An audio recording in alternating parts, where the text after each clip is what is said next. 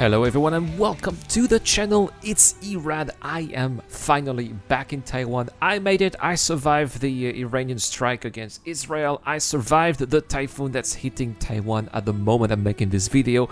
I am back home. We should be back to live streams tomorrow, so stay tuned to that as well. Everything should be back to normal very soon on the channel. But today we are going to talk about two things. First, the roadmap update, which is very tiny, very simple, as we should expect right before Citizencon, which is happening in just a little over 2 weeks back now. I don't think we're going to have a roadmap update in 2 weeks. Probably the next one will be right after Citizencon. So let's see what's happening this week. Well, 3 items are now committed. The 2 variants of the Zeus, which should be coming with 3.24.2, as well as another feature coming with 3.24.2, and these are the brand new MFDs, so confirmed. I don't know when this is coming to the Persistent Universe. 3.24.2 is still in Evo Caddy, and I am not an Evo Caddy, so I have not been able to test this update by myself. I suspect 3.24.2 will come out during Citizencon, and we should be expecting some news for 4.0 during Citizencon, probably when it comes to the Evo Caddy and PTU. That being said, let's talk about the monthly report a little bit. A couple of interesting items or a piece of information that came up with this monthly report. For example, talking about AI, well, the AI tech team began September by focusing on server meshing, including how AI systems and components synchronize during server transition. That's super important, especially if we want AI to be traveling within the verse, right, on their own, maybe with their own ship. They need to also be transitioning between servers. Performance improvements were also made alongside progress on features that will be unveiled shortly. We should be expecting this progress to be unveiled, of course, during Citizencon. AI features now, and with the upcoming release of Alpha 4.0, AI features team focused on locking down existing human combat features, including first reactions, which is the first thing that they do when they hear you, for example, or see you. Ammo management, which we have not seen yet in the verse, but would really bring some interesting dynamics in combat, especially. It's really going to be really interesting when AIs are not going to have any ammo anymore, right? As well as tactics.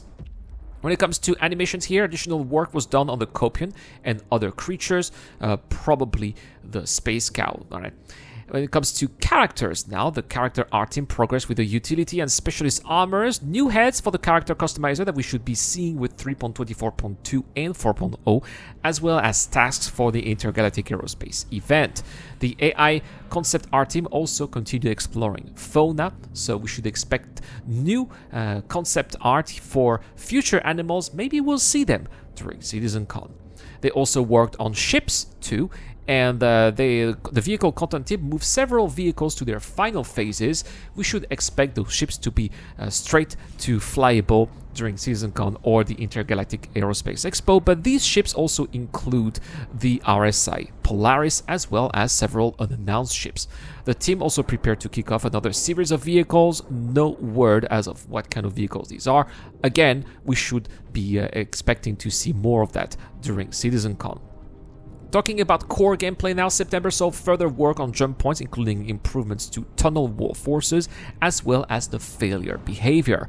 The team also expanded on various designer control values to better control how the jump point opening and travel sequences are triggered. Alongside this, improved visuals were added at the tunnel exit. Gameplay-wise, jump drives now use quantum fuel in the tunnel, and the fuel requirement is per jump, which is super important because it means that you're not going to be running out of fuel in the middle of the transfer. Probably if your ship computer figures out that you don't have enough fuel, it means you will not be able to jump, though each drive has an efficiency multiplier. Speaking of jump points, right now they are being tested by the QA teams for further testing and for the preparation of Alpha 4.0. The team also improved the item destruction and repair behavior, so when implemented, when the player destroys an item, it will be removed from the network and added back in if it is repaired. Progress continued on radar and scanning, including delta signatures. This includes a temporary augmented reality marker that will show when detecting a delta signature. If the contact is pinned or locked, the existing augmented reality marker updates temporarily. New UI bindings were added to enable the designers to customize the player-facing UI. In related development, the radar jammer will now prevent scan waves, while FPS radar and scanning went through various rounds of playtesting and reviews to improve the overall experience. The mission system refactor mentioned in the previous report continued throughout September. Now missions can be played through its completion using the full mission service implementation, while medical and rescue service beacons are functional using the new system too. We haven't seen those in a long time. It's good to see that they are functional, and I really hope, by the way, that it's going to be possible to use missions throughout various servers when server meshing is up, because until recently it's just not something that's been possible in previous server meshing tests. Talking about the economy now, the economy team continued their ongoing work on Paro and began implementing some of the balance changes mentioned in previous monthly reports.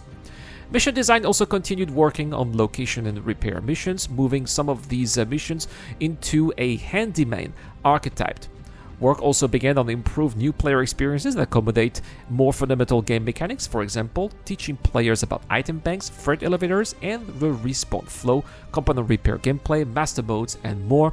So we should be expecting a more comprehensive tutorial for those who don't know the game so much.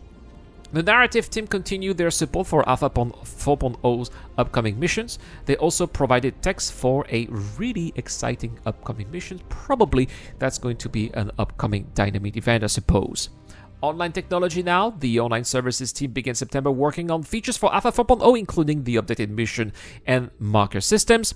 Throughout September, the networking team prepared to bring server meshing to the persistent universe. They also supported the various gameplay teams, helping to get their features server meshing ready and improve the robustness of authority transfers between servers.